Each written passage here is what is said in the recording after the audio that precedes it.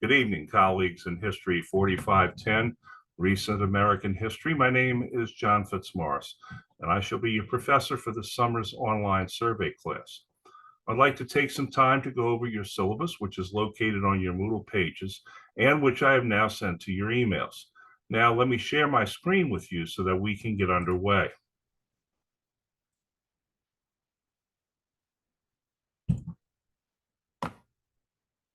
Looking at your syllabus, you will see that this class is an online class. That is, there's not going to be any class meetings. I am going to send to Moodle my PowerPoint lectures formatted as YouTube videos, which I expect you all to open and view. That means you'll need to be a self-starter in this class. Carve out time in your day away from family and distractions and go to class. Okay, so we're going to move over to the syllabus now on Moodle. I can get it to work properly. And there it is. Okay, you should be able to see this. This is the welcome section of your course in Moodle, and you can access the most updated version of your syllabus right here. Also through your emails. Now, I am not going to be keeping regular office hours during the summer. However, I am available to meet with you all either via Zoom or by appointment. I have placed a Zoom link in your welcome section of Moodle there, as well as on the syllabus, which you should see further down here under availability of instructor. The code for logging into my office hours is right here. And also, you'll notice it is on the Moodle page. If you prefer to meet me on campus, I can do that by appointment. And my office is located in room 143 of the Liberal Arts Building. I've noticed some familiar names on there, and you do know where my office is located. It's set back a little and cat a corner from the Cove if you are coming from the Cove. Now let's go back to the syllabus if you don't mind. Scrolling down, you can read all the educational speak-like goals and everything that you need to understand, comprehend, and be aware of. However, let's boil down what I want for you by the time you finish with this course. Obviously, for those of you who are majoring in history, I want you to know this material inside and out. For the rest of you who have chosen some other major, I want you to be able to finish this class and not be susceptible to someone putting a microphone in front of you, asking you a simple question about U.S. history, and then you become an instant YouTube sensation for being so abjectly ignorant. You see, there are far too many people walking around right now who do not have even the slightest understanding of or interest in history. And we sometimes refer to them as CEO or judge or congressperson or senator, and not too long ago, Mr. President. Now, going further down the syllabus, you will see that you have 3 books to read for this class. The first is called The Southern Past by Fitzhugh Brundage that you see here. The second is by Kristen Luker, Abortion and the Politics of Motherhood. And then the third is Andrew Bacevich, The New American Militarism, How Americans Are Seduced by War. Okay. These are not going to be in the bookstore. They are available for modest prices on Amazon. You are to submit a book review through Moodle at or before the expected dates on Moodle. Book review papers must be at least 5 pages long and submitted in either Microsoft Word or Adobe PDF format. No other format will be accepted. I need not tell anyone in a 4,000 plus level class that the paper needs to adhere to the standards of proper scholarly formatting. You should know how to do that by now. But if not, I can help with some things. Book reviews are just that, reviews. This is simply not just a book report where you write only a summary of the book. You are to identify the book's main thesis, provide a brief summary, and I mean brief summary, and then offer a scholarly analysis of the book. That is, the book's effectiveness in conveying its thesis, its style of writing, and its effective use as an instrument for teaching history. Obviously, you want to provide some background on the author and the author's purpose in writing this book.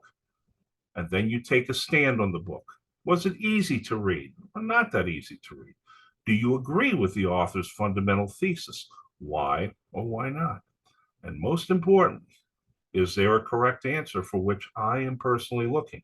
The answer is an emphatic no. If you come to a conclusion about the book and stand by it with good evidence, then I shall give you a positive grade, no matter how much I might disagree with that conclusion. Use your brains and think without worrying whether or not I agree with you. Now, I do not have an issue with the usual grammar and style mistakes in the first paper, but after that, I start to grade very strictly. So the first paper you're going to give me is going to be probably chock full of all the errors because you didn't take the time to prepare yourself to write the paper properly. Then I will mark it down with all those things and point them out to you. You're not to repeat those mistakes. Again, go over the corrections I make on the papers. Since it may take a few days for you to receive the shipment of books, the first book review is not due until Friday, June the 24th. But you need to order those books now, as in tonight or early tomorrow. Now, I have here the class expectations and guidelines. Since we are online, I cannot expect you all to visit me during the semester. You may be out of town taking this course. However, make the attempt to meet with me on Zoom if you are out of town. The Zoom link is on Moodle. Use it when I am in office hours or make an appointment. When it comes to communication, I communicate with you only through your UNO email account, and you shall directly communicate with me through my UNO account. I will not send class-related emails directly through your personal email accounts, and I will not answer any emails that come from a personal email account.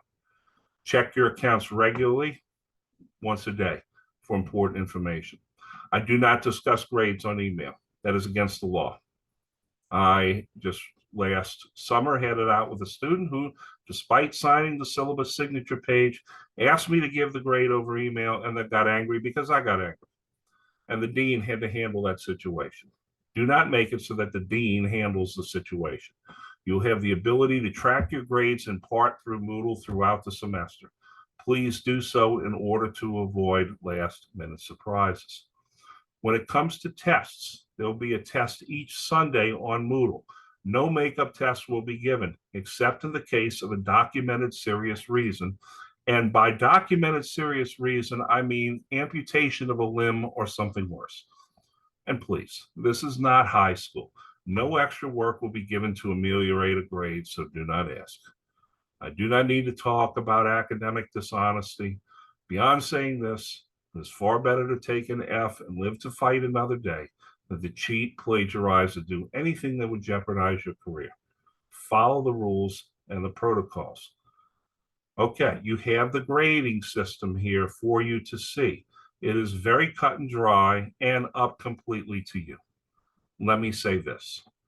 Every student who completes all the work, completes it on time, does even a little extra credit work that I have assigned, gives me their best effort, and shows even a modicum of interest in the subject, is going to come out of this class with at least a C.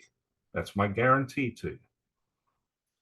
Now, after this are all the items that the administration mandates we put on our syllabi. They are all very important, but I'm not going to go through all of them with you, except for this.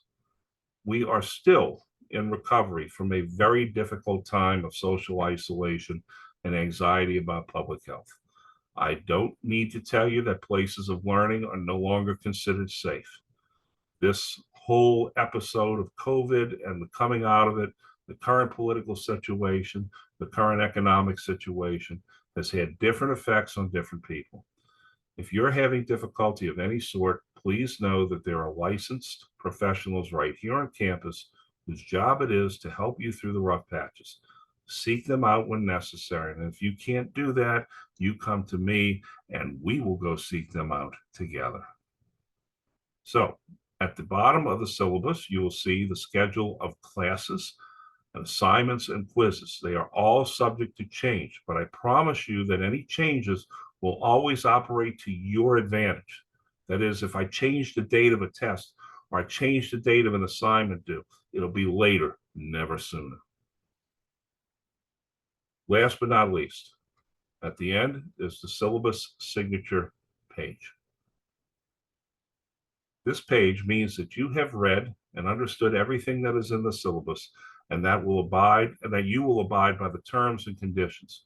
Please download this page, sign it, scan it, or take a photo of it, and then return it to me in Moodle by this Friday, June the 10th. So I hope that this clears up some of the things that are expected of you in this class. Just remember to stay on top of all the lessons this summer.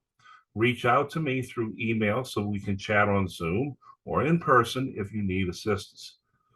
Good luck this semester, and may the odds be ever in your favor. It's a rather catchy phrase. I believe that somebody ought to use that in a movie or something. Take care.